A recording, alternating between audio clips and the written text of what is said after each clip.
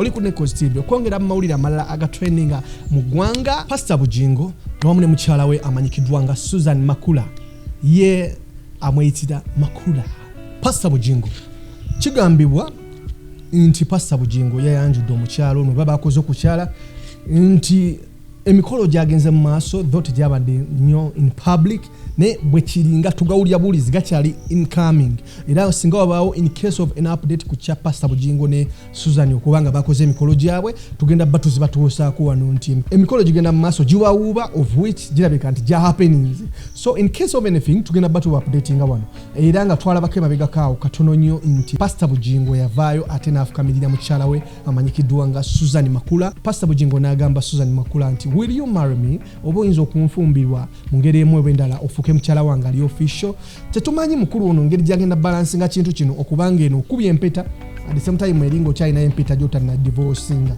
Simwataakinga naye njogerako bwogezi ku kigenda mu maaso. Kino kiyinza okuba gwe mulundi gwange nga nze okuba nti gwe gusoose ate okuba ng'olaba nti omuntu eno alinayo empeta ane nagenda kwambalayo empeta. Simanyi oba kiba kiva ku ki okuba ng'obeera n'empeta ate nga kyawandiikibwa nti olina okuba n'omukyalo ogwo bwe mmanyi mu chachi era batugamba nti ndifa naawe ndibeera naawe mu mbeera yonna omwavu n'obugagga biki gwe namba emu w'empeta.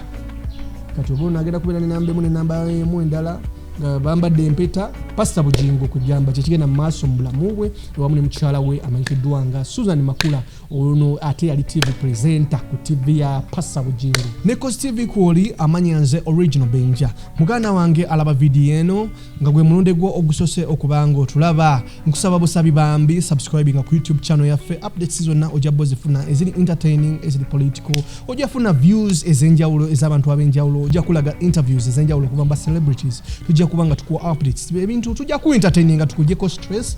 Gwebeera ngo typinga mu NEKOZ TV subscribing anyiga kade ojja botweyungako. Nsigadde nze Original Benja, muzikirize emberekereze mbagala nnyo. Have a blessed day, have a blessed evening, have a blessed morning man. Nolwensogeyo muzikirize emberekereze mbagala nnyo.